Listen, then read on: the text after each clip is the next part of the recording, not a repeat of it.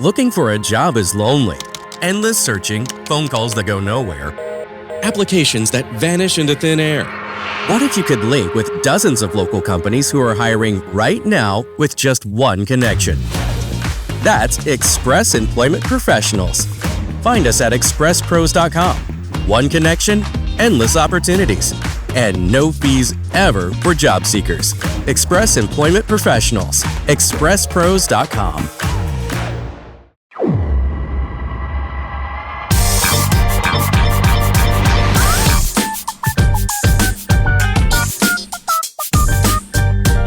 Welcome into the latest episode of the Show Before the Show podcast, the official podcast of minor league baseball. A big week for baseball and honoring baseball's history, the history of black baseball, the life and the impact of Willie Mays, one of the greatest players of all time. And we welcome you into this week's episode of the Show Before the Show, and excited to get to talk about all that stuff from a minor league context and a big league context and everything else. Welcome. My name is Tyler Mon. And Sam Dykstra and Kelsie Heneghan join us on this week's episode of the Show Before the Show because you two got a chance to experience things on the ground this past week throughout not just Birmingham, Alabama, but elsewhere in the South. What's going on? How are you? Good. Yeah, we just we got back from Rickwood on Wednesday. We went there for the minor league game on Tuesday between the Montgomery Biscuits and the Birmingham Barons, playing as the Montgomery Gray Sox and the Birmingham Black Barons, and we'll get into that plenty later. Ben is currently on his own road trip. We'll hear from him a little bit later about his early stops in Rome and Rocket City. He's also gone to Memphis, and he's going to some other places the rest of the week. So yeah, we'll hear from Ben later. That's why he's not here right now. He's currently still on the road. But yeah, Kelsie, we got to do that whole drive together. We started in Daytona Beach last week and drove all the way up to Birmingham. Kind of looking back on it, what were your takeaways from the trip? Well, number one, the name Willie is the name Jackson of the 40s and 50s, and it's just the most popular name. We kept coming across Willie. So Willie Mays was obviously at the center of everything, even before his passing. So we thought about him a lot. But in general, it was such a great trip. We saw so many places in Florida and Alabama, both minor league parks and Negro League parks, and talking to a few people, we'll get into that. But whenever I talk to people and meet them and they're from a small town or they're from somewhere, usually the connection is, oh, we have a minor league team there, and I'll talk to them about that, and I'll be like, oh yeah, the Biscuits or whatever. But I think this trip also reminded me that, beyond that, a lot of towns, especially in the South and the Midwest and parts of the Northeast, like they also have this connection to the Negro Leagues, and they were baseball towns with the Negro Leagues, and they have this history that might not be as on the surface right now, but they were still have this rich history that was really cool to explore this week. One of the things that I've loved most over the last several years really is the way that communities across the country have explored their black baseball history in ways that really, we had not been aware of on the forefront level of baseball, of minor league baseball, professional baseball for a really long time. And, we hear about teams throughout the Texas League or the Southern League, and how much black baseball history there was there. The Tulsa T-Town Clowns, I know one of the biggest successes of throwback games in minor league baseball in recent years. And then, as Kelsie noted, we do hear a lot of stuff about, the Harrisburg Black Senators, I think, were a team in Pennsylvania, and these areas of the country that maybe we're not as aware of the black baseball history there, but there is so much of it. But Birmingham really is such a hallowed ground in the history, not only of black baseball, but in baseball entirely.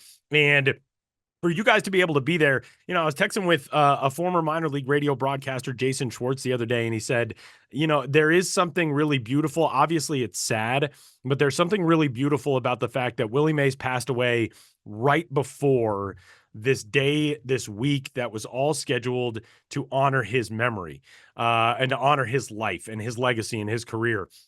The fact that it would have been amazing to do that with Willie Mays in attendance is pretty obvious, but to be able to do it in a way in which you can look back on his life completely, just days after he passed away, was pretty amazing. And it felt like it gave maybe even a wider or a more 30,000 feet context view to everything that was celebrated this week. A Birmingham native, a guy who played there, started his career, played in the Negro Leagues, and was such a unique force in what he did, not only on the field, but culturally.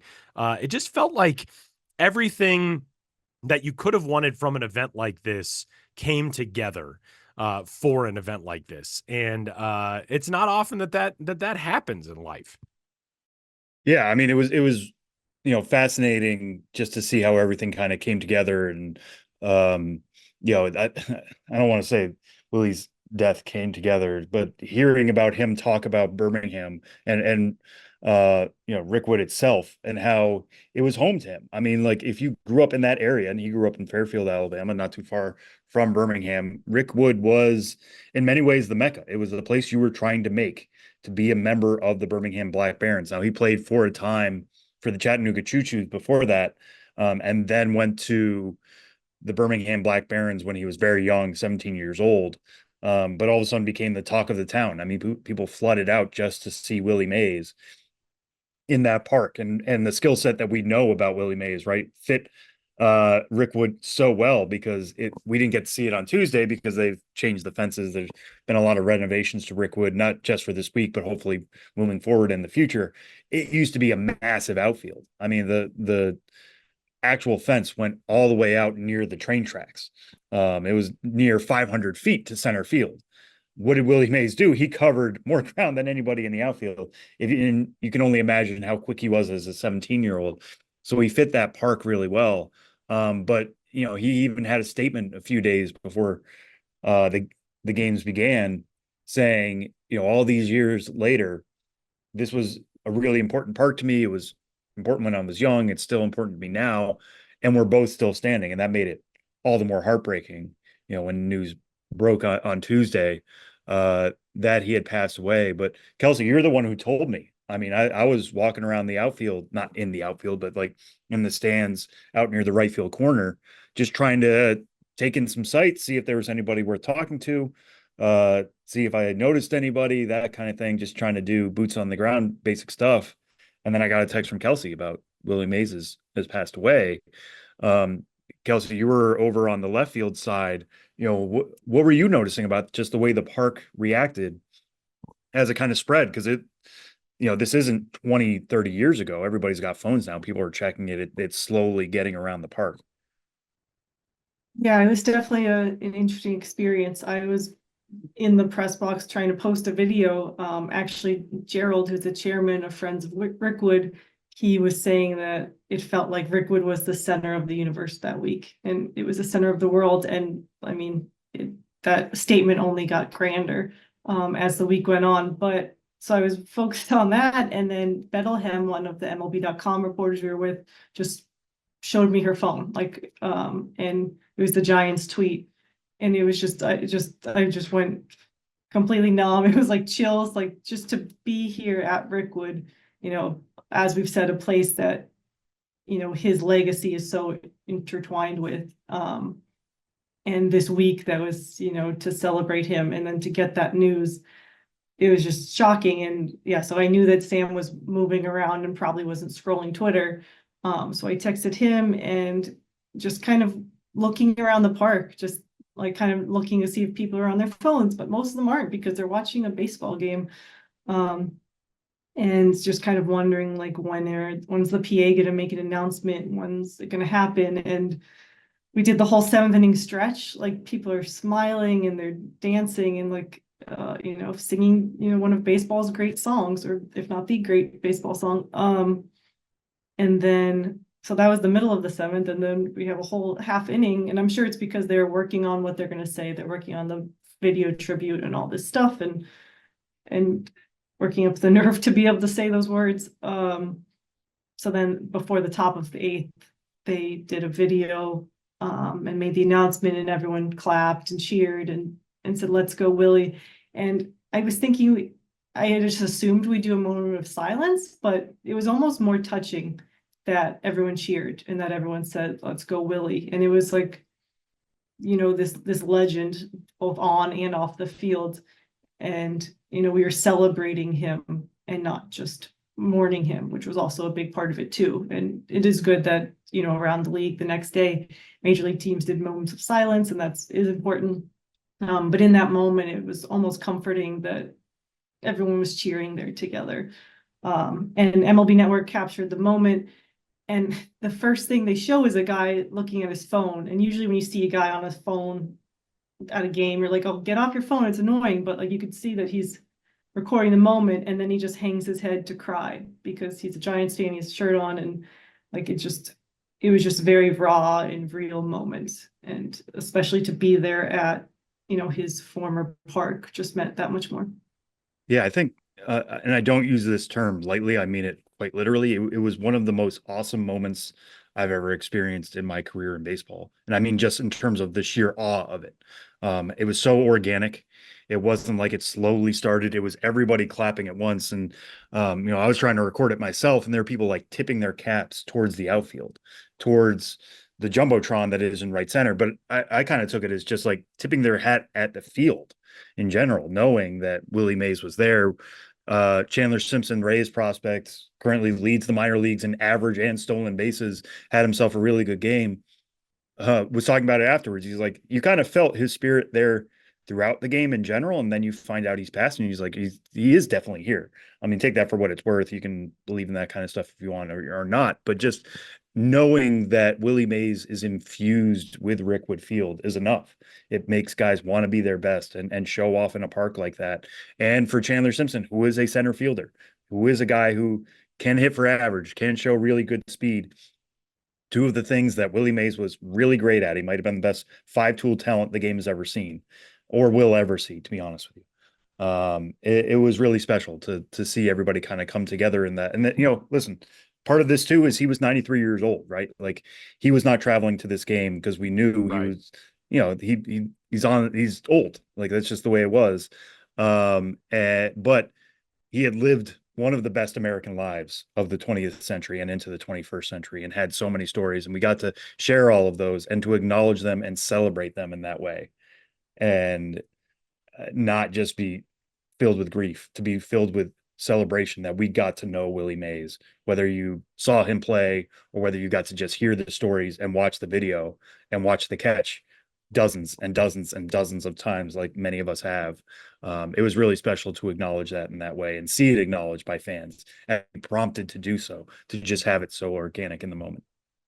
To have been there for that game on Tuesday would have been something amazing enough. And like you said, the conversation turns a little bit to, oh, he is here. He is part of this. What was some of the other reaction that you were able to suss out from the players who were able to be part of that? Because there's one thing to play in a historic venue and to do something cool, but when it came as part of this wider recognition of the history of the Negro Leagues, the life and times of Willie Mays, all of that, the impact is so much greater. What else did you get as a sense of appreciation from the players who were in that game between the Biscuits and the Barons? Yeah, it seems like everybody who experienced the game in both clubhouses was like, this needs to happen more often, to be honest with you. And we're hopeful that it will. I mean, we've covered the minor leagues between the three of us for several decades at this point. And we all remember the Rickwood Classic and how that was a pretty big day on the minor league calendar. It stopped in 2019. We had the pandemic in 2020, and we're still in some ways coming out of the pandemic, and it's been slow rolling. But part of it was to prepare for this week. And this wasn't a dress rehearsal for future Rickwood classes. This was the game that will set the standard moving forward. We'll see if Major League Baseball goes back, but I see no reason why the Barons can't be playing there every year, and bring back the Rickwood Classic and have more teams and more players and more generations of players get to feel that weight of wearing a Birmingham Black Barons jersey, knowing that that's the jersey that Willie Mays dreamed in. And in many ways saw his dream through. I mean, like I said, he grew up hoping to play for the Black Barons. That team had been going for decades by the time he put on a jersey in 1948 and helped them to the Negro League World Series. For others to feel that is so important. And even if it becomes like rote or normal for the rest of us, like, oh, it's another Rickwood Classic, those players only get to play in that game once or twice. Hopefully only once. Hopefully they're moving up to AAA and making the majors and not staying in the Southern League for years and years. But everybody we talked to and heard from is like, this feels like a once in a lifetime opportunity, but it doesn't necessarily have to be that. If Rickwood can continue to be a mecca for baseball, hopefully this is just the beginning. And with all the renovations, I mean, I don't see any reason why it has to just be a one-off. I think there are going to be high school teams playing in there. There are going to be local college teams playing in there. There might even be future. We heard from the Friends of Rickwood that college baseball conferences want to have their tournaments there, which would be amazing and so good. But I want minor league baseball especially to continue to have a home in Rickwood. Yeah, and that's such a good point. I mean, Chris Young was on the MLB Network broadcast of the minor league game, and he was like, yeah, I played in the Rickwood Classic in 2005. Back then, the jerseys were wool, and they actually wore the authentic jerseys. So he was saying that the players today are lucky. But so many people, along with him, noted that there was this game for years here at Rickwood. And one of the Cardinals players, I believe, said that like they had a teammate, or they've had teammates play in the Rickwood Classic, but they never got to, and they were jealous. And like, it was just a nice reminder that like this has been something that parts of baseball have celebrated, and minor league baseball and the Barons and the Southern League did have an event going, and this just only takes that to the next level. And even just in our recent history, Rickwood is a part of that. One thing that really stood out from yesterday in the big league game between the Giants and Cardinals, and obviously was such an incredible recollection of so many stories, of so many lives, of so many chapters in baseball history. And we got to see, some really amazing stuff. You had a 99-year-old former Birmingham Black Baron, former St. Louis Cardinal, and Bill Greason, who threw out the first pitch, and he was led to the mound by Willie McGee, the 1985 National League MVP, a Cardinals legend and a current Cardinals coach. There were a lot of former Negro Leagues players there. Members of Negro Leagues players' families were there. And this has been a transformative time. The Negro Leagues now, of course, rightly recognized as major leagues, not only in name, but statistically as well. But there are things that need to be acknowledged that are not just looking through the soft filter and the sepia tones of, oh, look at where we are. We're in a historic place. And this is not the field of dreams for a lot of people. And the person who most clearly brought that to light was Reggie Jackson. And Reggie Jackson told stories last night on Fox about the discrimination and the outright virulent racism that he faced playing in Birmingham as a young kid. In 1967, he played there for the Birmingham A's, 114 games, 4 years after the 4 young girls were killed at the 16th Street Baptist Church in the bombing by the Ku Klux Klan. That year was the year in which white and black players were allowed to play baseball on the same field for the first time legally in the history of the state. That was outlawed until 4 years before Reggie Jackson got there in 1967. And he said, it's not easy for me coming back here. And it was really, for me, one of the most moving things about last night was listening to Reggie Jackson tell those stories, because it is not enough to just say, oh, this was a great place for Willie Mays and for black baseball and blah, blah, blah. It was, but it was that way because they were kept out of playing in the American League and the National League for so long. And that stuff needs to be discussed too, because we're not doing the justice of honoring history and telling these stories and discussing them in full context unless you acknowledge the things like Reggie Jackson acknowledged. And I think furthermore, it's a point of recognition that, yes, Jackie Robinson broke the American League color barrier in 1947. Reggie Jackson played in Birmingham in 1967 and still faced just as much abuse as Jackie Robinson would have. And that context and all of that acknowledgement was so important. And it really felt like Reggie Jackson lent a gravitas and a witnessing to the event last night that was extraordinarily important beyond just these are the Hall of Famers that we have who played here. These are the Negro Leagues players who are back here to observe this. We're honoring Willie Mays' life. There is so much more that needs to be put into all of that context. And it was really incredible seeing that from Reggie Jackson on the Fox set last night. Yeah, I mean, I was really grateful for, him sharing his experience and hearing about that and being there to share it, right? Like that could have been something that we heard about 2 days later. Part of this whole trip for me, and Kelsie, you can speak to this as well, like at every stop, one thing that we learned about was just how teams, minor league teams, Major League Baseball as a whole, minor league baseball, are trying to incorporate education with entertainment. It is entertaining to watch a game in Rickwood, thinking about how Babe Ruth once played there and allegedly hit a baseball onto a train that then landed in Atlanta. It's entertaining to know that Red Jackson may have hit a ball that landed even further and in the same park. And like Ted Williams played there and Satchel Paige came through there. But also there's the education aspect of it. The whole reason this game exists is to learn more about our game and take that forward with us. So Reggie Jackson, I can look up his stats from the year, right? And just be like, oh, he had a pretty good year in Birmingham and then got called up to the A's. It was one of those times where somebody got called up straight from Double-A. Like, oh, that's kind of interesting. Good for him. And then he had a great major league career. So obviously Birmingham was important. I can look up those numbers, but being in that place and being like, no, this is what actually happened beyond the numbers. And, I've been writing up a diary, essentially like journal entries about what we've learned at each spot and who we talk to.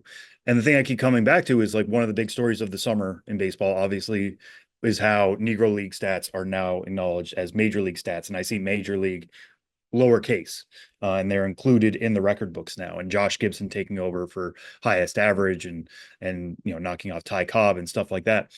But it's not just the numbers. That's where it starts. And that's what the committee said when they were putting this together. Like, we understand that stats are good and they help tell stories, but it's the stories that matter from there. So Reggie Jackson taking that ball and running with it and forcing everybody to acknowledge, like, hey, thankfully I had teammates around me and I had a manager around me who were supportive and, made sure we were eating in restaurants and that made us feel welcome, or at least served us. And we stayed in hotels that at least allowed us to sleep there, because I was so angry. I would have been, if there's a chance that I would have been angry enough to attack the people, and then that would not have ended well for me. And that would have been honestly a completely justified reaction on his part. Like, there's no way any of us can say it wouldn't be, for somebody to judge you based off the color of your skin like that and treat you differently explicitly because of the color of your skin. So, hearing those stories and then hearing about the Negro Leaguers who were like, hey man, we were not defined by segregation. We were defined by wanting to play baseball. That's another education point of this. We look at it so much as like, well, this is where just the black people played. It's like they were really, really good. Willie Mays was really, really good and had to be in a separate league, but they did it because they loved the game. There was a love for baseball in all of these cities. Even if they were segregated, they were the ones driving. Black Barons, when Willie Mays was there, were out. They had more fans per game than the Southern League team did, than the white team did, because people got so excited for baseball in the black communities there. And to see Willie Mays, people of all color wanted to see Willie Mays, who was that good, and that helped make the game better. These were education opportunities. And I hope people who watch the game, ourselves included, who were there, who got to experience it, run with this for, let's continue with this. It doesn't stop just because we had one Rickwood game.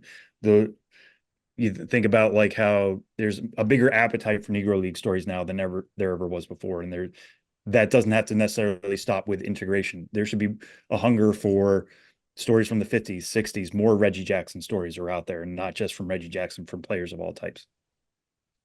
Yeah, definitely. And education, even for ourselves. I mean, this is definitely the work trips that I've learned the most on. It was almost like a field trip in some senses, like when you're a kid and you go to a museum or, but we were able to ask questions and be a part of it. I mean, I get it. We're two white millennials. Like, what do we know? So like we were quiet a lot. We were asking questions and we were letting people talk and learning. I mean, like Tyler said, just because Jackie Robinson broke the color barrier doesn't mean that then segregation was solved. Like, so often we heard that these players, could play with white people, but they couldn't eat at the same restaurant, or they couldn't go to the hotel, so they had to sleep in their bus. And it's just like so many extra layers of struggle and conflict that they had to deal with, and oftentimes had to turn the other cheek while also being at the highest level of competition. We talk a lot about athletes, and these colleges now have these beautiful rec centers for their athletes to make it the perfect environment, and they have an easy workload, and like they're just got everything going their way, so that all they can focus on is football or basketball or baseball or whatever. And like this is just the complete opposite. Like they had everything thrown at them, and yet you get Satchel Paige, who is arguably the greatest pitcher of all time, and Josh Gibson, and just all of these people who I'm sure for some it fueled them, for others it was a detriment, but either way, like they still put out this baseball product because, like Sam said, they loved it. And so it was just really interesting to learn about it kind of deeper. I think that we all have heard about the Negro Leagues, and we all know about the Monarchs, and I have this Indianapolis Clowns hat only because I'm kind of afraid of clowns, and former podcast host Jake Seiner thought it'd be funny to buy it for me. And that's a stupid reason to own a piece of Negro Leagues merchandise. But, now I know about the Indianapolis Clowns more. Now I know that Hank Aaron played with them, and Tony Stone and other women played for them. And like, they were helping women in that sense too. And so like, it's just the opportunity for me to learn and for fans to learn, and everyone else has been a major part of this week, and it's been great. And it's really cool to see teams, major league and minor league teams and cities, help kids get to learn too, because that is such a big thing. And that's something that so many people said, like, oh, they watched Willie Mays growing up, saw black guys succeed, and they thought they could do it. And I think we need to continue telling those stories to help, more black kids want to play baseball. Representation is so incredibly important, and you look in the stands last night and you see black families from the Birmingham area who were there and watching something that I would assume most people never thought they would see in their own hometown. Oh, they're going to bring a big league game here to this 115-year-old ballpark. Just an incredible night for baseball. Rickwood Field, not just a place for Negro Leagues history, it's a place for history of the suffrage movement in 1915. The Alabama Equal Suffrage Association hosted a suffrage day at Rickwood Field as part of a Birmingham Barons game to try to, enable women to have the right to vote. It is a civil rights site in America as much as anything else. And just an incredible place that tells so many stories that are beyond just the limits of baseball alone. And an amazing night last night for Major League Baseball, and a pretty cool time for people to be able to learn about, the thing that baseball has that no other sport has is its history. Other sports have their own history, but baseball's history is the story of America as much as it is the story of a sport. And baseball has that over everything else. And I think it's a tremendous kudos to leadership in Major League Baseball that these things are big time decisions, big time events, big time topics now of how do we honor that history and the legacy of the pioneers that have gone through really difficult roads to make not just the current state of Major League Baseball, but really a lot of the current landscape of American society, what it is today. And I mean that in a positive way, because I know that there is a lot that isn't necessarily feeling that way for so many people, but the struggles and the sacrifices and the fights that people went through to accomplish these things and to break down these walls and to cross over barriers is pretty incredible. And an amazing night last night at Rickwood Field, an amazing week this week for the history of baseball. And one final topic that I want to just bring up from last night, they did ask Barry Bonds, the all-time home run king, that if he were to face Satchel Paige, what would the outcome be? And Barry Bonds said, gone. Derek Jeter asked him, I think, and he said, are you kidding me, Jeter? Of course I'm going to take him yard. I got Satchel Paige in that matchup, man. I know, like, that dream things, watching Barry Bonds against Satchel Paige would be, like, at the top of my list. But I don't know. Satchel Paige didn't get beat much. you know? Well, here's the thing. I mean, now I'm putting on a scouting hat, right? Where it is like, even in Bonds might be getting a hit 3 times, and you would say that's pretty good. If he batted career 300 off Satchel Paige, you'd be like, that's amazing. So just odds are 70% he's not getting a hit. Right. That's the way it's going to go. Right. 2, the stories of Satchel Paige are incredible. The way he used to warm up in between innings, he would be like aiming for gum wrappers. That's how pinpoint his control was. So he knew exactly where to throw the ball to get you out. Yeah. It wasn't so much just changing speeds, which it sounded like earlier in his career, as some people would put it, he had 3 pitches: fast, faster, and fastest. It wasn't like a changeup. It was, but he had 17 different names for them. Yeah, and later he developed like, more of a breaking pitch, and he had a knuckleball at one point, and he had the B ball, he had the wobbly ball, he the had trouble all these ball, Night Rider, Midnight Rider, yeah, which was a lot of fun to see that at the Negro Southern League Museum. Highly recommend anybody going there if you have a chance and you're in Birmingham. They have I think Ben talked about this last year when he was at Birmingham. They have a Satchel Paige pitching simulator, which is a series of lights. So you are 60 feet 6 inches, and you press a button and you say, I want to see what the Midnight Rider looks like. And then this like hologram starts to throw the ball, and you see it come at you either quick or like you see the movement on it. It's very cool. But yeah, so anyway, so just numbers alone would obviously favor Paige. I would say the way he would approach you would probably get you out too. Like if Barry Bonds fouled the ball off, the at-bat's done. Because I think Satchel Paige would know exactly from there. That's all the information he needs. Yeah, he only needs to see one swing, and then he's going to exploit everything that he can in your swing path to get you out. The other thing I will say, though, is that Barry Bonds had maybe one of the best eyes we've ever seen in the game. Ted Williams is obviously up there, had like 2010 vision. Bob Kendrick was talking about this of the Negro League Museum in Kansas City last night, that Josh Gibson allegedly had the power of Babe Ruth and the eyes of Ted Williams. I would put Barry Bonds right up there, right? He set the career mark for MLB for walks. Part of that is guys didn't want to pitch to him because he was so good, but also he could see, even if Satchel Paige's control was so good, he would probably have a pretty good idea of where it was going and whether to swing or not. It would be fascinating to me. The thing I will say this: Satchel Paige, and Barry brought this up briefly. Satchel Paige, if he was so confident that he was going to get strikeouts, and often he would tell his fielders, go sit down. You're not needed this inning. Like, just go sit. It's fine. I'm going to take care of it. 1, 2, 3, done. Strike out. Like I said, all I need is a catcher.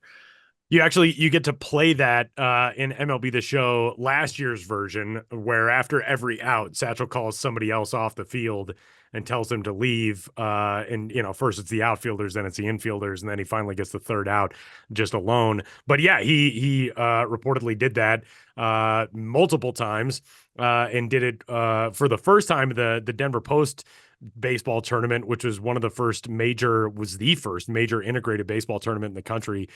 Somebody, a player from the Coors Brewing Company team, yelled out some nonsense at Satchel Paige and then proceeded to reach base via an infield single on a little dribbler up the line. So the next time he saw him, he just called everybody off the field and struck the dude out on 3 pitches. And the funny thing was, Bob Kendrick told a story about Satchel Paige facing Willie Mays. Willie Mays ambushed, I think, the first pitch and doubled off of Satchel Paige. Satchel Paige then proceeded to say to his third baseman, let me know when that kid's coming up again. And as Willie Mays approached the plate, he said, I'm going to give you 3 pitches and you're going to go sit down. And struck him out on 3 pitches. And I believe Willie Mays told the story that once Satchel delivered the third pitch, he was already walking to the dugout before Mays had swung through it. And he said, all right, go sit down, kid. Yeah. I mean, what I was going to say is, like, I don't think fielders would be needed because, Willie Mays at 17 years old ambushing Paige and getting a double. I think Barry Bonds ambushing it and swinging with all his might, it's going over the fence. If he doesn't foul it off, it's going 500 feet. That is power on power. Yeah. The 2 true outcomes would be that game. Probably. Yeah, exactly. Yeah, right. There would be no walking, even in Barry Bonds, but it would be a homer or a strikeout. I feel pretty confident in that. Yeah, I mean, obviously the Negro Leagues tribute is the main thing, and Willie Mays and all that's the most important. But on a smaller note, I thought it was really nice to just see minor league baseball kind of get a stage. Be on MLB Network on Tuesday and see Chandler Simpson get a lot of attention for how good he's doing. They even had a graphic that, as Sam noted, not only was his average in stolen bases leading the minors, but also the majors. And obviously it's harder to compare those type of stats, but it was really cool to hear them talk about first half clinchers on MLB Network, because that's something that we care about in our small little bubble, but isn't necessarily a big thing. So I really appreciate at least just the minor leagues also getting a little bit of a promotion, along with the most important part being the Negro Leagues. But in general, it was a great time. But I think that the biggest reminder I got, though, is I think Major League Baseball and Fox and all the leagues and ESPN and all that stuff do a great job celebrating legends during jewel events. This is a jewel event. The All-Star Game, the draft, the World Series are jewel events. And also when a player passes, we do a great job celebrating them. But I think that this has just reminded me that we should be telling these stories when players are alive, when it's the off season, or May, like when there's not a big game going on. Like, we can tell these amazing Willie Mays stories. We can celebrate living legends, and I think that that's something that I want to try to start doing more of, and not just wait for a big game or when they pass away. Yeah, I mean, one of the big questions this week afterwards has been, who is the greatest living player in Major League, from Major League Baseball, currently out there. And I think that's okay, that like we can have that debate, but like let's have it in a way that makes sure that the people in that conversation, whether it's Ricky Henderson or Mike Schmidt or Barry Bonds himself, Roger Clemens, like all these guys, we can have a healthy debate about it, but like let's make sure these guys know that that they are part of this history. I have no doubt in my mind Willie Mays knew that before he went. I don't think Willie Mays died knowing or doubting what history. But as good as he was, and I agree, like if I had this thought the other day, if you were going to do a draft of all-time major league players, I would probably take Willie Mays first because of that 5-tool talent, just knowing that he could do everything well for you. But as good as he was, there are other guys out there who reached similar heights. And there's going to be so many more opportunities to tell this, not just in the South, but out West, or in the Northeast, or in the Midwest. Anywhere baseball is touched has a story like this. And I think that's one thing we learned, right, Kelsie, like going to Daytona Beach and finding that's where Jackie Robinson debuted in the minor leagues, and getting a video of him debuting. That was amazing that happened. We go to Jacksonville, and we know the Jumbo Shrimp are there, and they were just wearing a Red Caps jersey the night before to honor their Negro League history. And right up the road is JP Small Park, which it used to exist as a Negro Leagues facility and is currently undergoing a renovation. Maybe that could have a Rickwood style game at some point. Go to Mobile.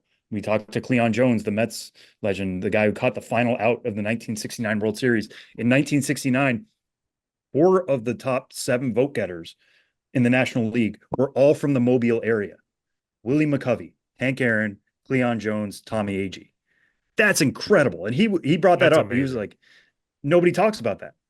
Like and on the All-Star team that year, there were 3 guys from Mobile in the starting lineup: Cleon, Hank Aaron, Willie McCovey. Willie McCovey homered twice in that game. Reggie Jackson was talking about that actually last night. He brought up the 1969 World All-Star game, and he said Willie McCovey hit 2 shots over my head. That game had 3 guys from Mobile in the starting lineup. Not to mention, Mobile is not a real big place either. Mobile, no. I think nowadays is under 200,000 people.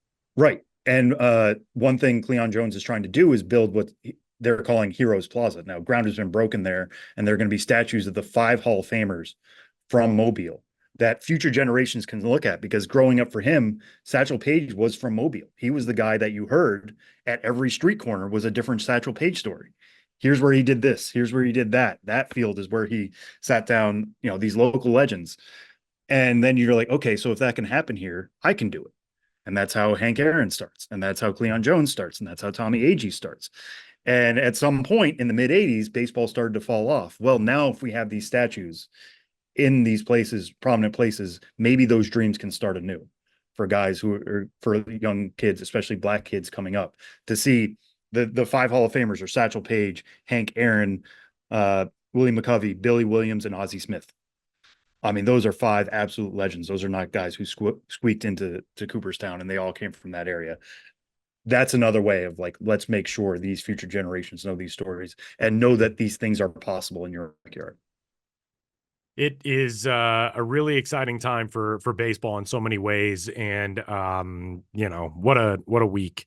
And a huge thanks to you two for sharing your stories from this week. We got so much more coming up on this week's episode of the show before the show, but excited to have gotten your perspective from down there. Thanks for having us. It was a great trip. Sam and I survived another road trip, so that's always good. And we learned a lot. So thank you for having me. All right, Sam, what do we got coming up?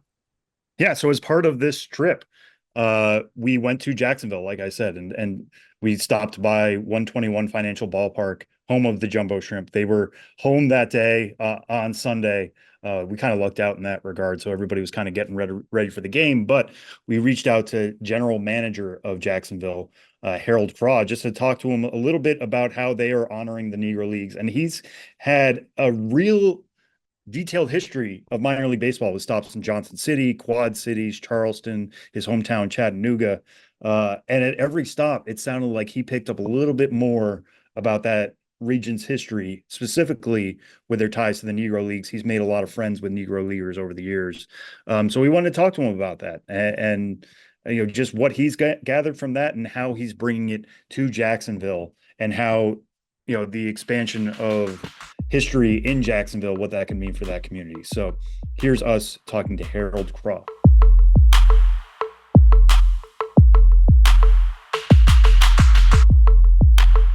You don't just live in your home, you live in your neighborhood as well. So when you're shopping for a home, you want to know as much about the area around it as possible. Luckily, Homes.com has got you covered. Each listing features a comprehensive neighborhood guide from local experts. Everything you'd ever want to know about a neighborhood, including the number of homes for sale, transportation, local amenities, cultural attractions, unique qualities, and even things like median lot size and a noise score. Homes.com. We've done your homework. When you're worried about underarm sweat and odor, it can be distracting. Like this. Or this. Or even this. It's time to silence those distractions with a spray of powerful Dove Men Plus Care Antiperspirant. Featuring our 72-hour protection and soothing 1/4 moisturizing cream. Because when you forget about your underarms, you can focus on being unforgettable. Dove Men. Forgettable underarms, unforgettable you. Okay, so first, just introduce yourself and say what you do. Harold Craw, CRAW, Executive Vice President and General Manager with the Jacksonville Jumbo Shrimp. And last night, I know you had your Negro League celebration. What was that like, and how long have you been doing that? Yeah, so we started it here in 2017, was our first year. And last night was fantastic. It's one of, I think that was the second time that we've actually gotten through the night and haven't been affected by good old Mother Nature. So in both of those times, we had crowds, 7,000 plus. It was just a fantastic night. A great opportunity to give some information on the history of baseball, just in general, as it pertains to the Negro Leagues, and then to highlight Jacksonville in a couple ways, kind of throughout the night. So that was awesome. And even better, or topping on the cake, was the fact that the Indianapolis Indians were in town, and of course played as the Indianapolis Clowns. How do you feel like the community embraces the educational aspect of that when you have a Red Caps night? Yeah, I think it's a big deal. I don't know that, or maybe I took for granted how cool it would be, or how much people would think about this is something that is the history of Jacksonville and that we should recognize it.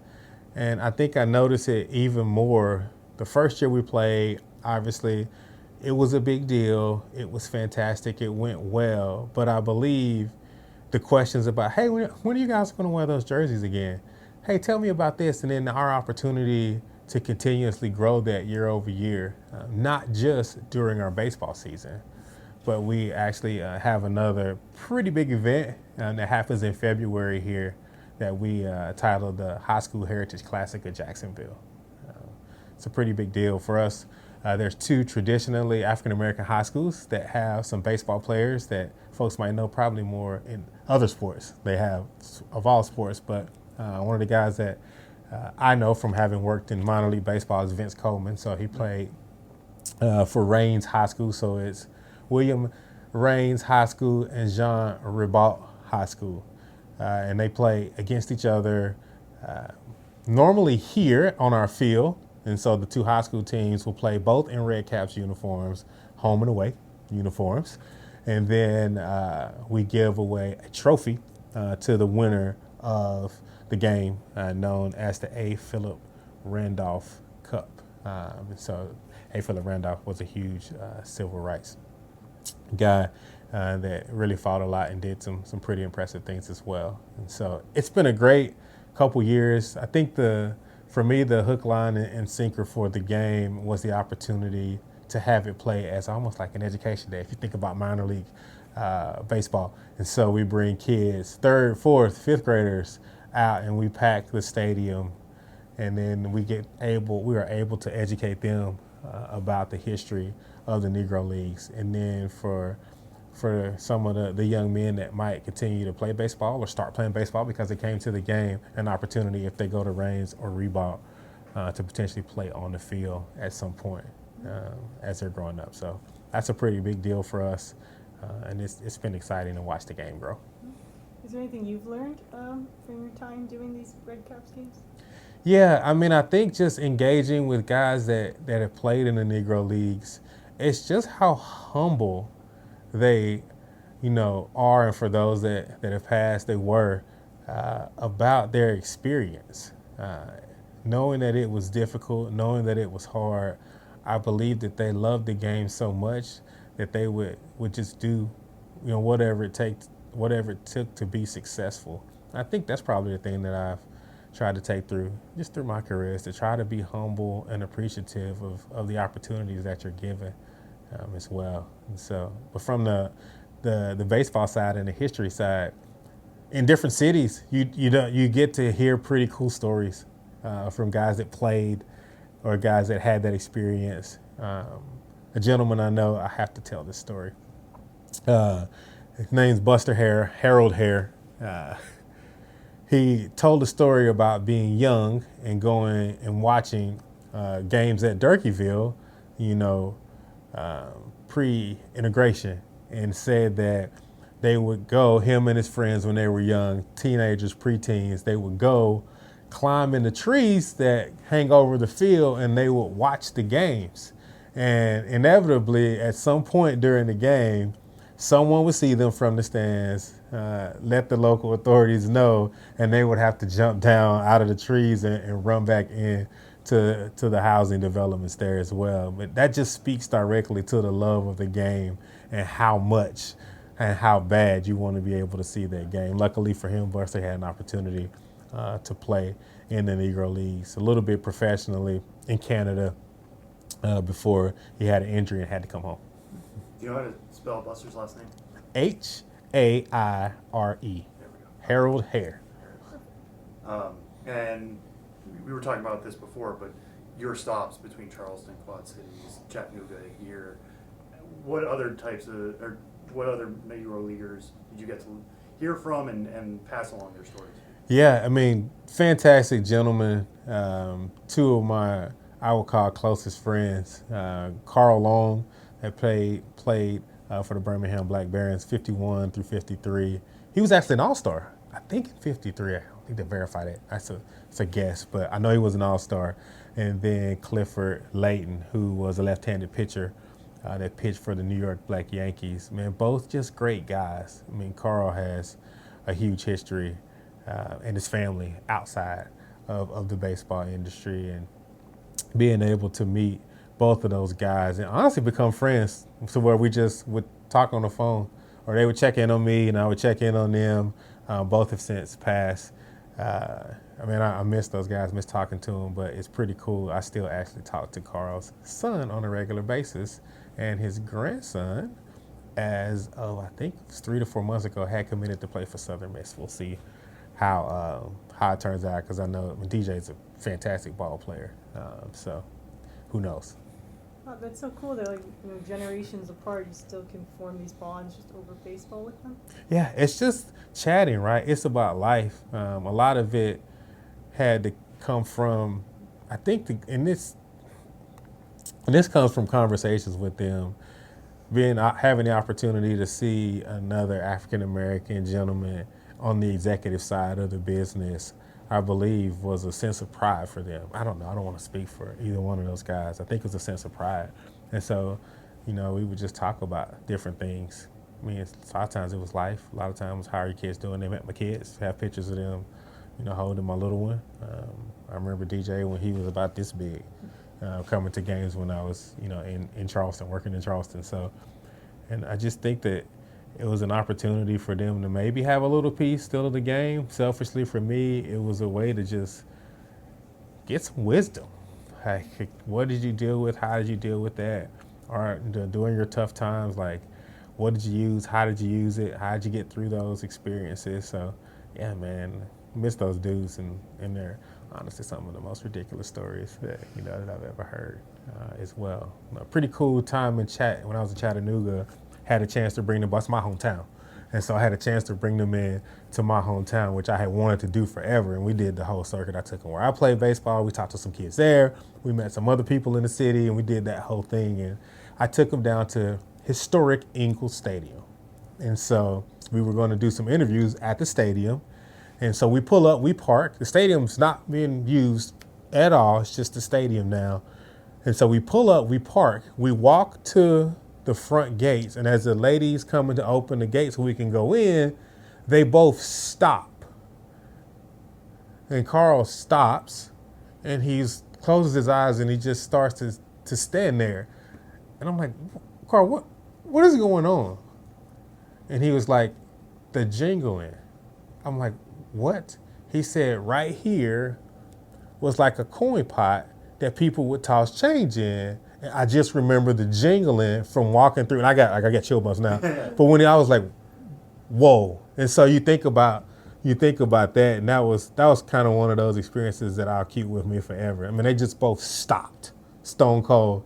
I was like, what is happening right now? And then it was crazy just to hear some of those, and them remembering playing at that bar. It's my hometown, so that was really cool for me. Really cool for me. You thought you were showing the side of yourself to them. You ended up showing the side of them. So. Man, that was really cool. Yeah.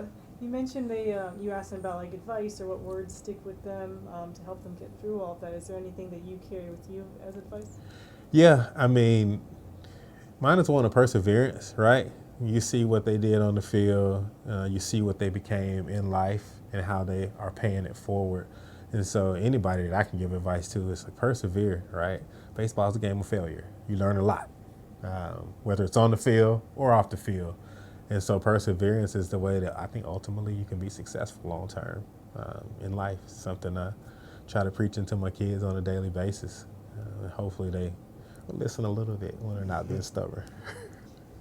You also said, you didn't want to speak for them, but you felt like them seeing you in a position of power on the executive side meant something. Is that something you hear a lot in the community, being an African American man in this position, which is, is a rarity in baseball right now? Yeah, I think, and I hate to talk about myself. I think it's more, I think I notice it more now than I did before. I was just trying to do good work and trying to get more youth involved in the game and hopefully bring forth the next group of executives, hopefully the next, general manager of a minor league club. And not really thinking about it in that way. It's people that I've engaged with that are friends of mine or that are in business that I see here and there that say, man, like, it's really special. You need to speak more about, what you do and who you are, because I think that's important for our kids to know and can see. So I'm trying to be a little more open about that as well. So it's tough. When you're one-on-one, it's tough. So it's always a challenge. And just picking up what we were talking about before with JP Small and just the importance of that building, not only to Jacksonville, but just baseball history. How are the Jumbo Shrimp trying to, work with the future of that place? Yeah, so selfishly, I have a friendship with the head baseball coach at Edward Waters University. They actually play at JP Small's ballpark.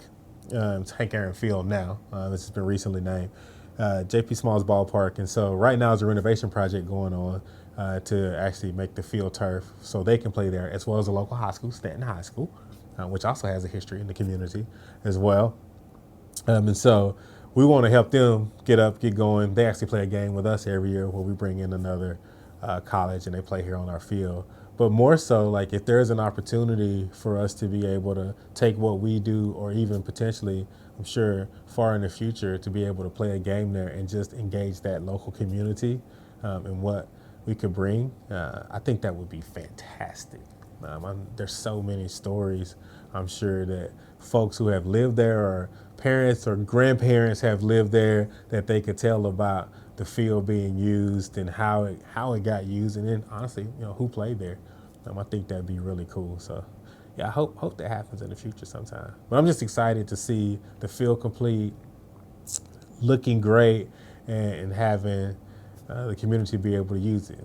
EWU, who continuously wins championships, baseball championships, but then also stay in high school, because it's good to see those kids play out there. And since you did come from out of town and moved here, what were kind of the first things you learned or heard about JP Small? Yeah, I met a gentleman that was trying to bring some notoriety to who JP Smalls was, and then that encouraged me to go and visit the Durkeeville Museum.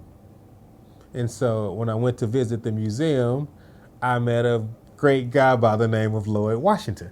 And so I got to tour the museum that day, and then just have known Lloyd from coming to the game, from him joining us on our individual nights. And so I didn't know the history that was here.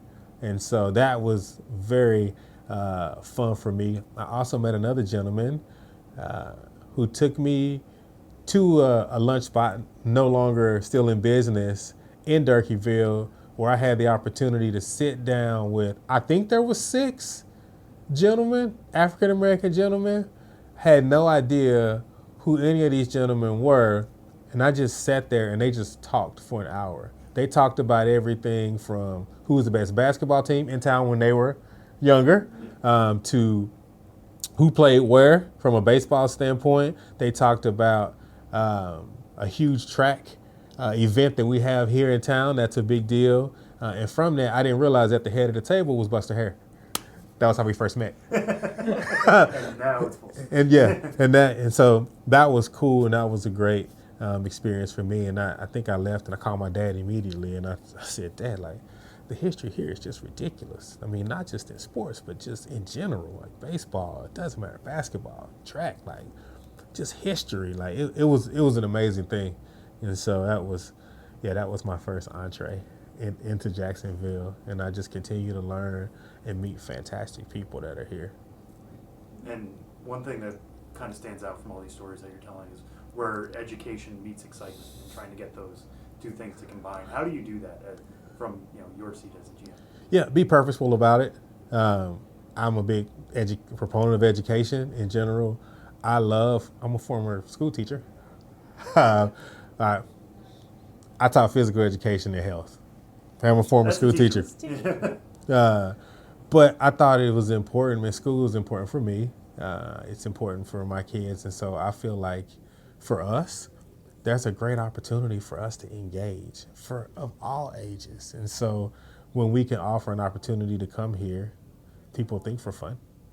But then we have an opportunity to educate while they're here. That's a big deal. But even more, how do we go back in to each one of our schools in our area with a purpose, right? And so anytime that we can go to a career day, if I have the availability, I go, because I think that's important. There's a few specific schools that I prefer to go to, so some of the young men can see me and see what we're doing here. So yeah, man, that's a big deal. And then we try to do as much as we can here. by using the stadium or working with our teachers or recognizing our teachers, because I think that's a big deal also. But yeah, education is a huge deal. So we try to do it every single day in some form, but there's a few days a year, specifically in stadium, or when we have the opportunity to go out to be able to do that we try to take it to the next level. Yeah, I see even just this bobblehead right here seems like a good example of bringing the history into a fun thing. You want to hear another crazy story? Of course. So we were having, each February during Black History Month, we do a couple of events. The Heritage Classic is one, but we also do a movie night. And so each movie night, we always show some type of African-American focused, if you want to call it that, film, right? We've done everything from, obviously we showed 42 one year. We showed Red Tails another year. That's where this meeting happened.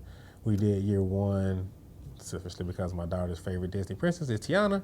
We showed The Princess and the Frog. So that was a big deal. But on the night, we were engaging specifically with Red Tails and the Tuskegee Airmen, with some folks that had families that were, lineages of guys that were part of Tuskegee Airmen. And so we just invited them out and we were hosting them in a suite. And so just happened to be having a conversation, ironically, our senior director of promotions happened to be having a conversation in the suite with a guy. And he was like, hey man, my granddad played, for the Red Caps. He was like, huh? And so began to talk. This gentleman's name is Joe Watts. What we didn't know is Joe is a fantastic singer. And so we began to engage and talk.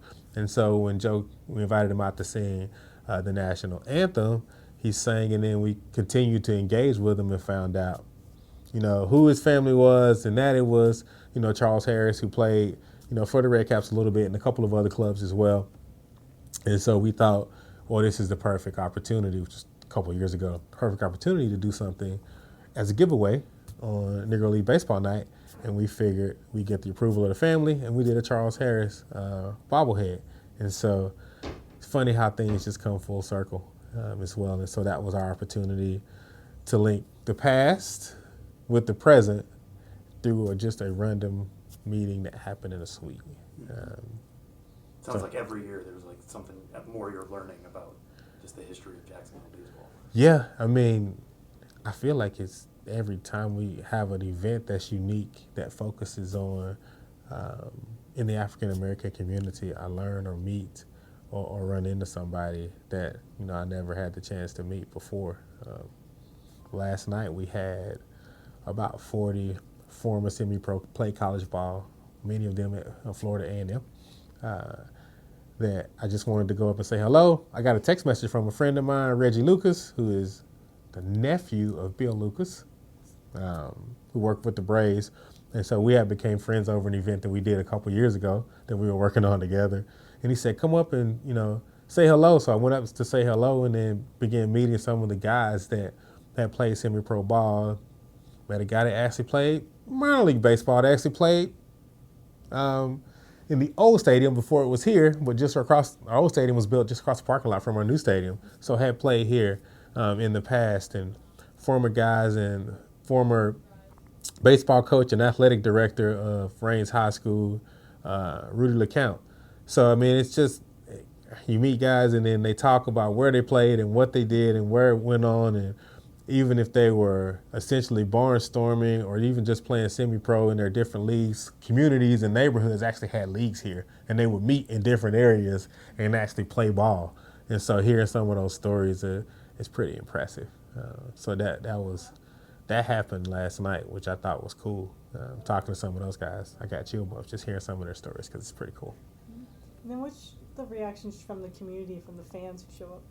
Yeah, I think it's they're excited. I probably see more, every year see more Red Caps, I say stuff, whether it's something that we've given away or that they've purchased in the store out in the community. And so I think that it continues to grow each year, that we do more and more things with it as well, and how we take it out in the community. So I feel like it's been well received as well. So, and I just think it's always good to kind of reach back in your history and pull some things forward.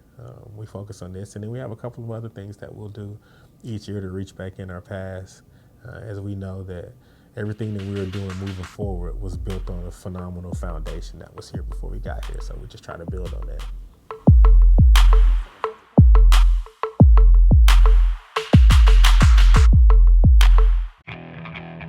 Okay, picture this. It's Friday afternoon when a thought hits you. I can waste another weekend doing the same old whatever, or I can conquer it. I can hop into my all-new Hyundai Santa Fe and hit the road. Any road. The steeper, the better. Because my all-new Santa Fe is available with H-Track all-wheel drive, so I can hit the trail without a worry in the world. Heck, with 3 rows and best-in-class rear cargo space, I can pack the whole family in with all our gear. We've got available dual wireless charging for our phones, so we'll never lose touch with civilization, and we won't lose touch with the primordial power of Mother Earth. So which is it? Waste the weekend or do something a little more epic? And conquer it in the all-new Hyundai Santa Fe. Visit HyundaiUSA.com or call 562-314-4603 for more details. Hyundai, there's joy in every journey. This episode is brought to you by Progressive Insurance. Whether you love true crime or comedy, celebrity interviews or news, you call the shots on what's in your podcast queue. And guess what? Now you can call them on your auto insurance too with the Name Your Price tool from Progressive. It works just the way it sounds. You tell Progressive how much you want to pay for car insurance, and they'll show you coverage options that fit your budget. Get your quote today at Progressive.com to join the over 28 million drivers who trust Progressive. Progressive Casualty Insurance Company and Affiliates. Price and coverage match limited by state law. Hello, this is Ben Hill, aka Ben's Biz. Ben's Biz on the road right now in Memphis, Tennessee, at a hotel right across the street from AutoZone Park, home of the Memphis Redbirds, AAA affiliate of the St. Louis Cardinals. Whew. All right, I'm going to have to talk faster. This has been an action-packed couple days. I'm here to update all of you show before the show listeners on my road trip. Wasn't able to schedule a time on this trip to speak with Sam and Tyler, who are both very busy men themselves. So just talking alone in a hotel room with ridiculousness on mute. I don't think I've ever seen ridiculousness outside of a hotel room on a road trip, but it always seems to be on. And I have thoughts on that show, but that's neither here nor there. This road trip started in Rome, Georgia, home of the recently rebranded Rome Emperors, who of course used to be the Braves. They are the Atlanta Braves High A affiliate. I got there on Tuesday, and this is my first time at the ballpark in 10 years. The ballpark's around 20 years old, and looked about the same as when I had first been there, but of course they changed their name to the Emperors, so you see a lot of signs related to that new branding, and the penguin logo, the penguin / mascot is named Julius. Got there, and what did I do in Rome? Man, I'm telling you, it's been a long couple days. I did a lot. First of all, they asked me to throw out a first pitch, and I almost said no, because that's what I've been saying the last 4 seasons on the road, is that I retired from first pitches.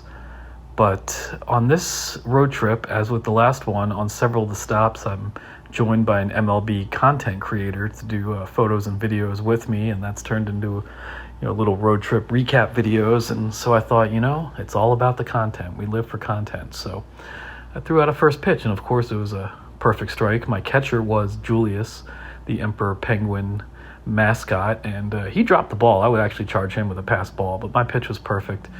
And I think I'm back in the first pitch game, folks. I really think I am, but that's neither here nor there. I spoke before the game with the Rome Emperor's PA announcer, LG for real on Twitter. His name's Larry. I'm not remembering his last name right now, but super nice guy, gregarious guy. As soon as you hear him, you know why he is a PA announcer. He actually went viral applying to be with his submission video for the Atlanta Braves job when that became open. And he went viral, and for that won the fan vote. Didn't ultimately get picked, but he lives near Rome, and the team called him up and said, hey, you didn't get the Braves job, come do it for the Emperors. And he said ultimately that's probably a good thing. Of course, he was disappointed he didn't get the Braves job, but he acknowledged he didn't really have professional experience. So he's getting that experience now in Rome and has big plans for the future. So stay tuned for more from LG for Real Larry. LG number 4 Real on Twitter. Super nice guy. Great guy to talk to. My designated eater was a listener of this program and a longtime minor league baseball supporter, big-time hat enthusiast, Patrick Larson. He was treated to a variety of items in a suite that the team had set aside. I think the favorite item was the Brutus Burger, which is double patty, which resulted in a lot of laborious jokes related to, et tu brute, et tu, 2 patties, et tu. Hey, I'm taking a stab at it. That's a joke we already used. Little assassination humor for you. But the Brutus Burger, double burger, bacon, some secret sauce, really good fried catfish patties, and nachos in a full-size, extreme nachos in a full-size Rome Emperor's helmet. It was really good stuff as well. Talked to some longtime fans, including Ernie, the K-Man.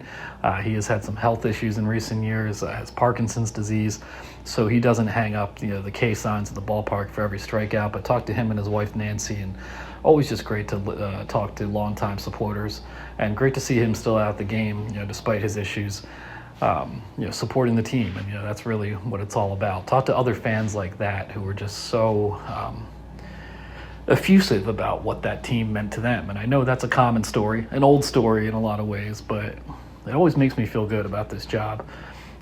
Because like any job, you do it a long time, you can get cynical about certain things, but just talking to people on the road who really appreciate minor league baseball and what it means to their communities, just really helps me keep going as well, because I just see how important it is and reminded how important it is. And that's important. Can I say important one more time? Important. It's important work I'm doing here. Whew. So Rome Emperors. I'm sorry, it's been a long couple days. It's like midnight in this hotel room. I'm pacing around talking to myself. I'm watching some bloopers I should not even talk about on ridiculousness. They're a bit risque. I woke up in Rome, had a nice drive to, Rocket City, Madison, Alabama, Huntsville area. And that was an interesting drive. It was almost all on pretty rural state routes. And for as much as I traveled, you'd think I'd have a better sense of the routes I'm taking or where state borders are. I was surprised how quickly I got into Alabama on this drive. That from Rome, I was in Alabama within 20-25 minutes. The town of Fort Payne seemed interesting to me. And if I'd had more time, one of those theoretical trips I'll take one day where I can really be a tourist, I'd stop in Fort Payne and walk around that downtown. But anyway, good to be back in the Huntsville area. It felt very familiar to me between the Huntsville Stars and now the Rocket City Trash Pandas. I've probably been there 5 or 6 times over the last 15 plus years. And was really glad I was able to add the Trash Pandas to this itinerary. They weren't originally on it, and I was there just 3 years ago, which the way I operate is the proverbial blink of an eye. But whereas that visit 3 years ago was just this is a new team, the Trash Pandas, AA affiliate of the Angels. Let's check out the ballpark, Toyota Field, and let's just talk about this new team. This time it was more the sense of, okay, they've been here for a couple years, and was able to talk again to a lot of fans and what it means to them 3-4 years in, just in terms of the routines they've settled into and things of that nature. Did not get to talk to Papa Panda, one of the big fans. I missed him, but talked to quite a few other ones. I wish I remembered some of their names right now. I wish I remembered a lot of other things. But the show must go on. Sophie Ballgame, another longtime Twitter supporter, designated eater, of course, with the Trash Pandas is really good food, interesting food. It can definitely be on the pricier side, which sometimes I lose sight of when I'm just getting stuff for free from the team or expensing it. But I really appreciate the creativity they put into it. One of the specials they had was s'more fries, which are sweet potato fries with, some more toppings on them, and it was put together pretty nicely. Rocket City hot chicken fries, Nashville style hot chicken, but that was on a bed of French fries, fried pickle chips, and mac and cheese. And also a specialty sausage, which is a Reuben style sausage. And Jesse, the grill master, talked the whole time about how he was putting together when he put it together. Put a video of that up on Twitter, and really appreciated Jesse and his enthusiasm. Really appreciated the hospitality of the Trash Pandas. My main point of contact was Rob Sternberg, who works in the control room. He's like the VP of upstairs operations. That's not his official title, but it was really helpful in getting things together. It was one of those games where I just looked up and bam, it's like the 6th or 7th inning. And it had only been like an hour and 15 minutes since the game started. Rome was like that too. That game was scoreless through 9 until a walk-off homer on the first pitch of the bottom of the 9th. So these games really fly by. You got to have a plan. You got to keep moving. And keep moving I did, from Rocket City to Memphis, a fairly long drive, almost entirely on Route 72, a state route. I enjoyed that as well. Every once in a while you go through a town or two, but it moved pretty quickly. I prefer to be off the interstates when possible. And I got into Memphis this afternoon, checked into the hotel, walked across the street, went to the ballpark. Catherine, the content creator I'm working with, she was at Memphis again as she was in Rome 2 nights before, so great to work with her. Really excited to see the stuff that we get, pictures and video from working with someone. This is very new to me, being on the road with someone, helping me put stuff together. So it takes some adjustment, but I think it's a really good thing overall. So today Memphis started kind of slow. I was like, what am I doing? Who am I talking to? But then bam, the game started and went right into it. Talked to a fan, Kerry Clay. I was calling him Birdman because that's how he was referred to by some people in the front office. He's like, who's calling me Birdman? I'm just Kerry. But you could see why people might call him Birdman. He had a hat with all these red birds, cardinals clipped to his cap, a little plastic megaphone, which he would heckle the opposing team and cheer on the Redbirds. Really nice guy. Said he's in I don't want to say a biker gang, but a motorcycle club. And he's trying to get his buddies out to the game, and I agree. More motorcycle clubs at minor league baseball games. But Kerry Clay was a good guy to talk to. And at one point I was asked, hey, do you want to dance in a Dance Like a Chicken contest? And just like the first pitch 2 nights before, I was like, man, I thought I retired from that stuff. But again, it's about the content. With someone there being able to film, I said, okay, I'm back. The Al Pacino Godfather 3 cliche, just when I thought it was out, I was out. They pulled me back in. And here's the thing, I went out in the field against like 2 girls, I don't know, 12 preteens, teenagers, and I'm just thinking they're younger, people like kids to win, and we all just dance like chickens, and I just kind of went for it, but I didn't think I did like a particularly good job. So they're like, hey, who thinks the first girl did good or did the best? And people cheered, and then the second one, people cheered, and the third one, and I'm just expecting it to be kind of crickets, and bam, like the stadium explodes. And the whole rest of the night, no matter where I went, people were like, good job, that was awesome. And I was like, man, I'm back, baby. I think I'm back in the between inning contest game. Time to make a fool of myself again. I think with COVID, with MLB taking over the minor leagues, with me turning 40 a few years back, with having a child, I just kind of got in this mode that there's things maybe that I leave in the past, but you never really leave things in the past, do you? I'm back and I'm nailing it. Chicken dances at minor league baseball games. But we walked around with Craig Unger, the team's president for quite a long time, checking out some new parts of the ballpark. Got the full story on the Albert Pujols chair, which is in right field. It's funny because, well, first of all, the Albert Pujols chair, he never played a regular season game with the Redbirds, but in 2000 he was there for the playoffs, and he hit a 13th inning championship clinching home run. And the seat that it landed in is now just one lone red seat in a berm area. When he hit it, that was a whole section of seats, but they've since removed the seats and made it a berm. But then they GPS the location and put the seat back in the exact location. So now there's just this one red Pujols chair out there in the berm. And I think that's a pretty cool thing, pretty cool story. Designated eater, Joe Christie, came all the way from St. Louis, drove 4 hours up and back to do it. Good times with him. Of course, the famous thing there is the Rendezvous barbecue nachos, and those are classic, with the pulled pork and barbecue season from Rendezvous, the barbecue restaurant. Really good stuff. But you can also get a cheese and sausage plate, and it had some pickles and peppers in it. And you just don't. I remembered that from when I was in Memphis like 12 years ago, but I kind of forgot. And I was talking to Craig, the team president, later, and he said that's a Memphis thing.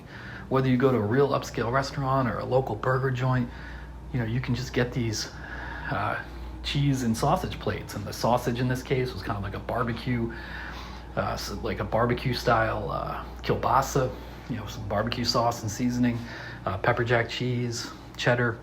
And Joe, the designated eater, was raving about it. And it's a real Memphis thing. And I think that's a pretty cool item. And, gluten-free too. I didn't eat any because that's a whole nother story on this trip I'm not getting into. But haven't had much of an appetite. But anyway, that was good. Barbecue nachos, sausage and cheese plate, a Memphis dog, which had kind of similar toppings to the barbecue nachos. But really good stuff there. They played the Jacksonville Jumbo Shrimp. They won. Wilson Contreras was on a rehab. Jordan Walker, I believe, got a home run. Of course, I never really get to see too much of the game, but I do my best. And here it is. I've been talking for about 15 minutes. I'm doing my best. I'm sorry that I've left out people, left out key details, because I cannot believe I've only been on the road 3 days. Every day on the road is like 2 days in one, and I am just exhausted. But I hope you enjoyed this report. There will be more to talk about next week. Tomorrow, Friday, the day this podcast comes out. My goodness. Shout out to Sam and Tyler for getting the podcast out, and Sam Dykstra, Tyler for producing it, and Sam for doing all the legwork in terms of actually getting it posted. It's a lot of work. I appreciate it, guys. And I don't do much of that work. I'm the diva who just says, my voice is enough. But they're getting out there for you. And tomorrow, so if you're listening to this the day it comes out, Friday, I'm going to Little Rock, home of the Arkansas Travelers. First time since 2012. And then Saturday, also for the first time since 2012, Northwest Arkansas Naturals. And then I will fly back home on Sunday, and I'll have a lot to sort through in terms of material. Photos and videos and video recaps and articles and newsletter and more stuff on the podcast. And maybe I can take some of my individual interviews and run them on the podcast. It's a whole ramshackle content machine we've got going. And I hope people appreciate it. I guess the last thing I'll say, I've been hearing a lot on this road trip, and recently people saying how much my work has inspired them, or how much I mean to minor league baseball. And I guess that's true because I've been doing it for a long time, but it's hard for me to hold on to that. And I know I'm a broken record with this kind of thing, and every time I talk about it, I feel like I shouldn't, because it just sounds like I'm just trying to solicit praise from people. But it means a lot, and realizing that I'm not a young man anymore, and I'm looked at by people who love the minor leagues as someone who helped create a community for them, and who helped contextualize travel, and who inspired them to do their own travels. And that means a lot, because there's sometimes I don't want to do this anymore for various reasons. But as long as I get that kind of feedback, as long as I'm still killing it with the chicken dances and being congratulated everywhere I go in the wake of dancing like a chicken, including 3 times just while at a urinal in the restroom alone, then I'm going to keep being on the road, because where else can you get that kind of experience? Minor league baseball, folks, still at it. Thanks for listening.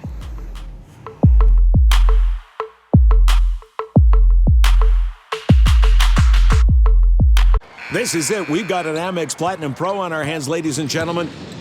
We haven't seen anyone relax like this before in the Centurion Lounge. Is he connecting to complimentary Wi-Fi? Oh my, look at that, he is! And you will not believe where he's going next. The Amex dedicated card member entrance for the win. Unbelievable. When you get travel perks with Amex Platinum, you're part of the action. That's the powerful backing of American Express. Terms apply. Learn more at americanexpress.com/withAmex. Pasajeros a bordo, bienvenidos al Friskies Express. Por favor, mantengan sus patitas y colitas dentro del tren. A su derecha verán Crunch Canyon. A la izquierda, Philly Falls. Ahora pasamos al Pico Party Mix. Hoy el tour delicioso está por terminar, pero no hay problema, porque con Friskies siempre hay algo más para explorar. Ve a friskies.com para explorar más. No ghosts of the minors this week. We've been abandoned by Josh Jackson. Whatever, That's not fair to Josh. No, of course not. It's been an incredibly busy week. I mean, we didn't even talk about the MLB Combine on this week. We'll leave that to our sister show, the MLB Pipeline podcast. But that was going on this week. Rickwood was going on, and just it's not like minor league baseball stopped. He abandoned us, Sam. How dare you? No, Josh, we love you. So we will return to the hallowed halls of Ghosts of the Minors coming up next week. Well, one thing I will say though, that game last night, and Johnny Bolin, who I met at Rickwood, it was great to see him. Hi, Johnny. Thanks as always for listening. Friend of the show. Yeah. Johnny Bolin. Pointed out that they should have brought in Josh Jackson for that old timey inning. Man, I know. Oh, Joe Davis saying, I'm not going to try the voice. I know who would do the voice. I know who would knock the voice out of the park. Would have been incredible. Yeah. He is our own weekly taste of the baseball days of yore. Just not this week. By the way, another friend of the show, Lynn Smith, got in touch to give us a thanks for the shout out for her fantastic suggested names for our fictional minor league team, the Huntington Hellbenders. The identity is on the way soon. And with that, we need to get to the latest edition of the game show craze sweeping the nation. It's time for this week's Name That Dude. In place of Ben Hill, Kelsie Heneghan will join us to try to name this dude. And the dude this week is mine, and the guessing is yours. And we will kick things off by telling you that this dude was drafted by the San Francisco Giants. This makes me feel ancient for some reason that this dude was drafted by the San Francisco Giants with the 15th overall pick in the 1988 MLB June Amateur Draft. I thought easily 5-6 years after that was when this dude was drafted. Evidently not. He was drafted out of St. Bernard High School, or maybe St. Bernard High School in Playa del Rey, California. And prior to 1992 was the 6th ranked prospect in all of baseball, according to Baseball America. Of course, that was prior to the existence of things like MiLB.com and MLB Pipeline.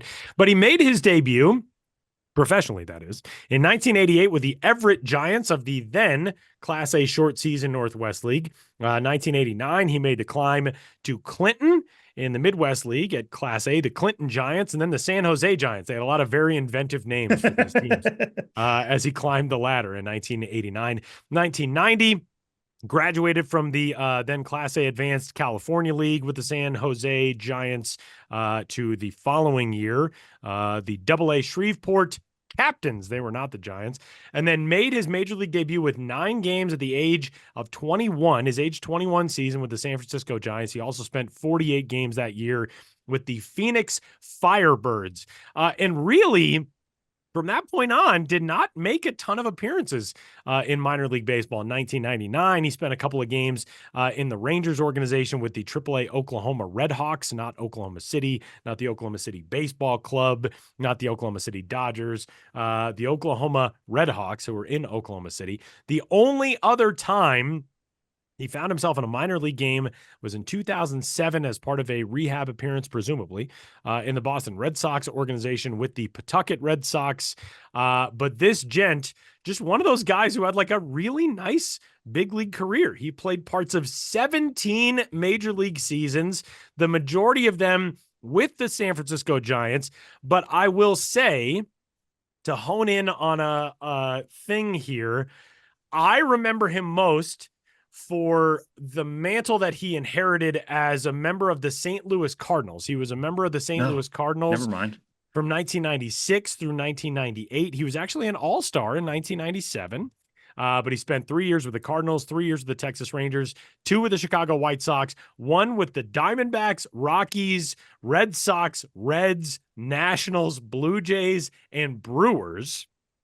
parts of one season. He only played 8 games for the Red Sox. Okay. All right. Now I feel better because I was like 2007 Pawtucket. I should know this. No, you should not, because he only played 7 games with Pawtucket in 2007 and 8 with the big league club. He did play 69 nice games with the Toronto Blue Jays in 2007, but that was his final big league season. And this is a tricky one. This is a tough one because it's a name that I know when you hear it, you're going to be like, oh, yeah, totally. But it's not an easy one. So you think of him more as a Cardinal. But I don't know if maybe I'm the only one. There will be a reason why. In fact, the reason why has already been named on this podcast today in a roundabout way. This will make sense to you shortly thereafter. For some reason, Fernando Vina is coming to mind. No, that's a good choice. A good guess. I don't think he bopped around nearly as much as that, though. It is not Fernando Vina. What were his years with the Cardinals again? His years with the Cardinals were 1996, 1997, and 1998. Oh, okay. No, that's much too early. There was something that happened with the Cardinals around that time. Let's say it was a transitional period for the Cardinals, maybe in terms of player personnel, maybe in terms of a retirement with the Cardinals in 1996. Okay. This was a position player. I don't know if I nailed that down. Okay. The way you said played games. Right. Yeah, 8 games, I guess would be a little tricky. Let's see. What else can I narrow down for you with this gentleman? This is actually fascinating. This is in no way going to narrow this down for you. But he evidently, now this is according to Wikipedia, so who knows, but he evidently started entertainment companies that worked to develop walk-up music for batters and theme songs for players, including one written for Tim Lincecum that aired on MLB on Fox during Game 5 of the 2010 World Series. No idea. I know that. Had no idea that was like a thing. I remember remember Josh Harrison used to go to the plate to songs that his brother wrote for him. Josh Harrison's brother was a music producer. Probably still is, but he created songs for him. And like Yoenis Cespedes had like that custom walk-up song that had his name in it. But I didn't know that like somebody made a company that did this. So did he replace Willie McGee? No, but you're on the right track. Did he replace Ozzy? Yes. He may have. He may have. He may have, Sam. We're talking about a shortstop. A mid-90s dude in Major League Baseball. 5 seasons to start with the Giants and then 3 with the Cardinals, and he may have been replacing Ozzie Smith during that time. He was a 90s shortstop, but he was not shirtless on Sports Illustrated. He was not. That is true. He was not a Sports Illustrated cover guy. That is true. But like a very fine career. Like you look at his career, by 90s, 2000s, standards, like it was a pretty decent dude. I'm completely blanking here. I'm trying to think about the 06-07 Blue Jays because that's more my foray into baseball, but I don't know. 07, 69 games with the Blue Jays. Prior to that, he spent 06 with the Nats and the Reds, 05 with the D-backs, 04 with the Rockies. He was on a fantastically terrible Rockies team in 2004. I enjoyed watching him. All right, you give up? No. I'm gonna give myself one more question. And I don't know what it because for some reason giant shortstops Rich Aurelia came to mind. Right. Rich Aurelia was later. He was. He definitely would not have been replacing Ozzie Smith. Correct. I'm just trying to make myself feel better. Some things about some players, none of which is helpful to this conversation. But Right. He also evidently was in the movie The Rookie and was also in Moneyball.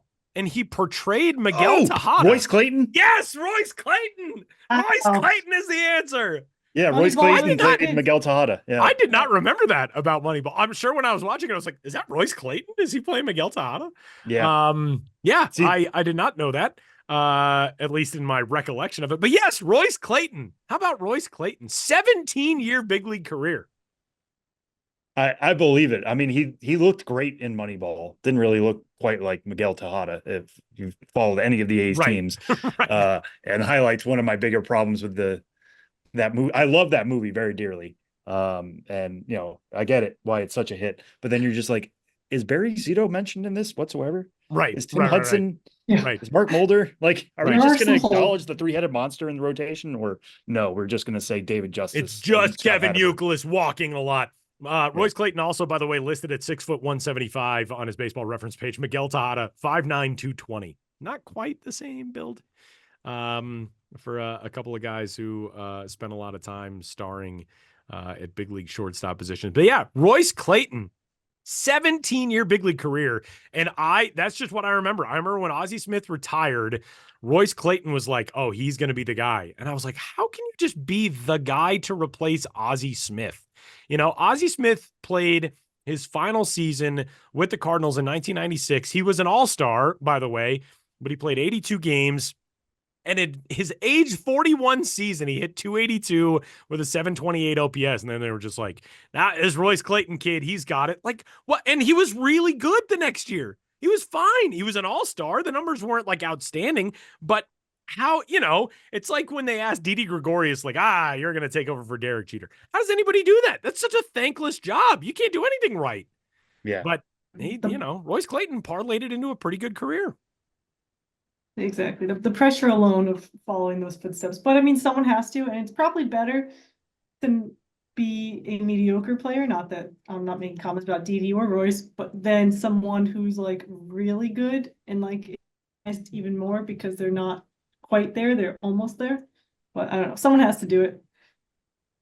Royce Clayton also evidently married a sprinter who was on the Great Britain Olympic team in 2000. And he credited her, Samantha Davies, with teaching him to keep his legs in condition for the longevity of his baseball career by running 200-meter sprints during the offseason to maintain his speed. Did not know. And he was a member of that atrocious 2004 Rockies team, but he was so much fun to watch. 279 hitter with a 735 OPS. I enjoyed Royce Clayton. Royce Clayton and Aaron Miles, they were the middle infield for that team. Just a couple of scrappers.